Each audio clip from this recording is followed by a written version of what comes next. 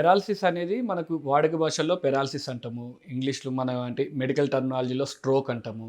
హిందీలో అయితే polish attack అంటాం. సో, స్ట్రోక్ గాని, పెరాలసిస్ గాని, పాలిష్ అటాక్ గాని 2 రకాలుగుంటాయి సింపుల్‌గా.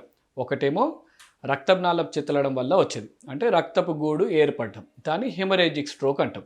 అంటే ఒక వాటర్ పైప్‌లో చిన్న ఏదైనా రంధ్రం పడితే వాటర్ ఎలా అయితే లీక్ అయితదో రక్తపు నాళపు కూడా బాగా ప్రెషర్ ఉన్నప్పుడు లీక్ అయితే దాన్ని హెమరేజిక్ స్ట్రోక్ అంటాం. రెండోది ఏంటంటే ఇప్పుడు రక్తనాళపులో గానీ రక్త సరఫరా ఆగిపోయింది. అదేమన్నా గడ్డ వల్ల గానీ, లేకపోతే కొలెస్ట్రాల్ గడ్డల వల్ల గానీ ఏమన్నా ఆగిపోతే దాన్ని ఇన్ఫార్క్ట్ అంటాం. అంటే అక్కడ రక్త సరఫరా ఆగిపోయింది. సో, ఈ 2 రకాల స్ట్రోక్స్ ఉన్నాయి. Haemorrhagic stroke, infarct strokes. ఈ 2 పెరాలసిస్ అటాక్‌లోకి అంటాం. ఎవరికొస్తది ఇది యూజువల్‌గా ఎల్డర్లీ ఏజ్‌లో ఉన్న వాళ్ళకొస్తది. అంటే బీపీ, షుగర్ గాని ఉన్నా, అన్‌కంట్రోల్డ్‌గా బీపీ, షుగర్ ఉంటే అప్పుడు వీళ్ళకు ఈ బీపీ ఎక్కువ ఉండడం వల్ల రక్తనాళపులో ఏమైద్దంటే కొలెస్ట్రాల్ ప్లేక్స్ ఫార్మ్ అయితాయి. మెల్లిగా ఈ ప్లేక్స్ ఏమైతాయంటే ఒక గడ్డలాగా ఫార్మ్ అవుద్ది. అంటే రక్త సరఫరా ఆగిపోవడం వల్ల దానివల్ల స్ట్రోక్స్ వస్తాయి. స్ట్రోక్ వచ్చిన వాళ్ళకి ఏం చేయాలి? ఎలా తీసుకోవాలి ప్రికాషన్స్? వచ్చిన తర్వాత ఏం చేయాలి? ఒకవేళ మీరు ఎవరైనా స్ట్రోక్ పేషెంట్‌ని చూస్తే పెరాలసిస్ లాగా మూతి వంకపోవడం గానీ, చెయ్యి, కాలు బలం తగ్గడం గానీ కనిపిస్తుంటే తక్షణమే లేట్ చేయకుండా ఇమ్మీడియేట్‌గా ఎమర్జెన్సీ డిపార్ట్మెంట్‌కి తీసుకెళ్తే అక్కడ ఎంఆర్ఐ చేపిస్తారు.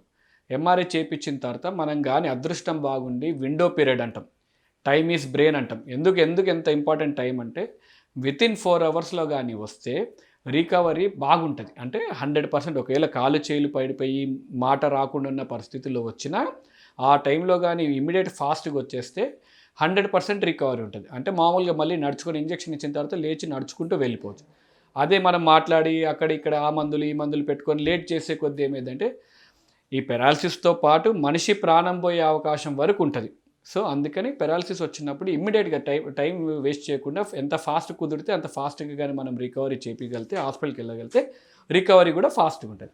ఒకవేళ లేట్‌గా వచ్చినా అప్పుడు ఎలా సార్ మేము ఊర్లో ఉన్నాం, ఊరు నుంచి రాలేకపోయామంటే అప్పుడు కూడా స్కాన్ చేసి చూసి పరిస్థితి బట్టి మందులు పెట్టాలా, గడ్డ గాని బాగా పెరిగిపోతే ఆపరేషన్ చేయాలా అనేది ఆ పరిస్థితి బట్టి ట్రీట్మెంట్ కూడా మారిపోతా ఉంటది.